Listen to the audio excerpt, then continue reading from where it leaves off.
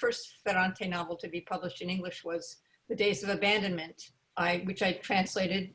And then Troubling Love was brought out in English. And the third small, shorter book, The Lost Daughter.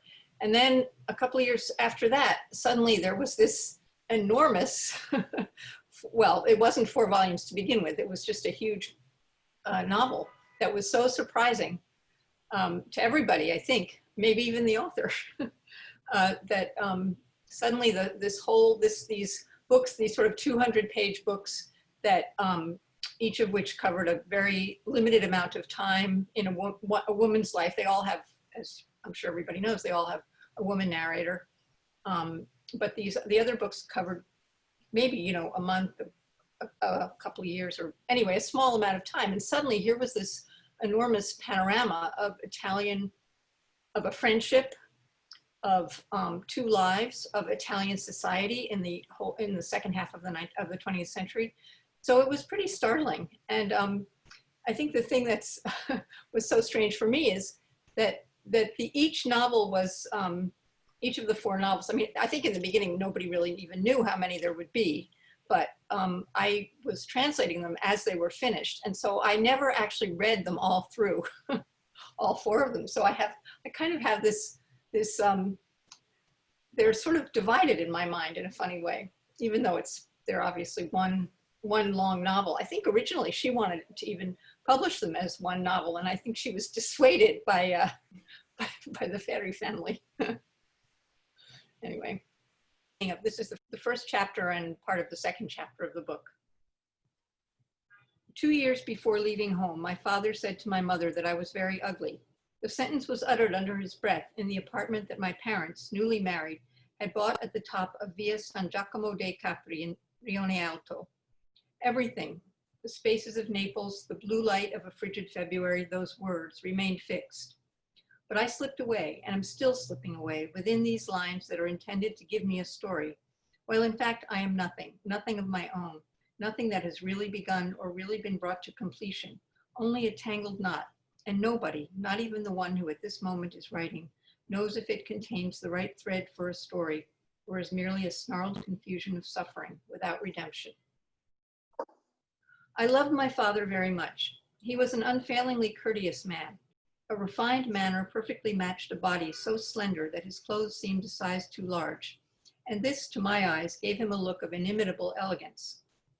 His features were delicate, and nothing, deep-set eyes with long lashes, impeccably engineered nose, full lips, spoiled their harmony. With me, he had an air of cheerfulness on every occasion, whatever his mood or mine, and he never shut himself in his study. He was always studying, unless he got at least a smile out of me. He especially liked my hair, but it's hard to say now when he started praising it. Maybe when I was 2 or 3. Certainly during my childhood, we had conversations like this. What lovely hair, so fine, so shiny. Will you give it to me? No, it's mine. How about a little generosity? If you want, I can lend it to you. Excellent, then I just won't give it back. You already have yours. What I have, I took from you. That's not true, you're lying. Check for yourself. Yours was too pretty and I stole it. I would check, but just to play along. I knew he would never steal it, and I laughed a lot. I had much more fun with him than with my mother. He always wanted something of mine, my ear, my nose, my chin. They were so perfect, he said, he just couldn't live without them. I loved that tone, which proved to me over and over again how indispensable I was to him. Naturally, my father wasn't like that with everyone. At times, when he was really caught up in something, he tended to frantically mash together sophisticated arguments and uncontrolled emotions. At other times, instead, he was curt, resorting to brief, extremely precise phrases, so dense that no one could refute them. These were 2 fathers very different from the one I loved, and I had started to discover their existence at the age of 7 or 8, when I heard him arguing with the friends and acquaintances who on occasion came to our house for meetings that could become very heated on issues I knew nothing about. In general, I stayed with my mother in the kitchen and paid little attention to the squabbling just a little ways off. But sometimes, when my mother was busy and closed herself in her room, I was left alone in the hall playing or reading, mostly reading, I would say, because my father read a lot, and my mother too, and I loved being like them.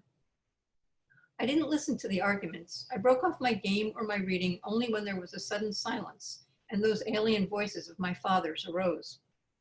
From then on, he would dominate, and I waited for the meeting to end to find out if he had gone back to his usual self, the one with the gentle and affectionate tones.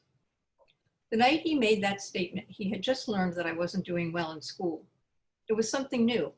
I had always done well, since first grade, and only in the past 2 months had started doing badly. But it was very important to my parents that I be successful in school, and at the first 4 grades, my mother especially was alarmed. What's going on? I don't know. You have to study. I do study. And so, some things I remember and some I don't. Study until you remember everything. I studied until I was exhausted, but the results continued to be disappointing. That afternoon, in fact, my mother had gone to talk to the teachers and had returned very unhappy. She didn't scold me. My parents never scolded me. She merely said, the mathematics teacher is the one who is most dissatisfied, but she says that if you want to, you can do it. Then my mother went into the kitchen to make dinner, and meanwhile my father came home.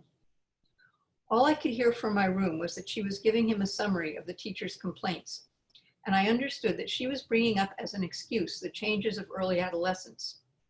But he interrupted her, and in one of the tones that he never used with me, even giving into dialect, which was completely banned in our house, let slip what he surely wouldn't have wanted to come out of his mouth. Adolescence has nothing to do with it. She's getting the face of Vittoria. I'm sure that if he'd known I could hear him, he would never have used a tone so far removed from our usual playful ease. They both thought the door of my room was closed. I always closed it, and they didn't realize that one of them had left it open.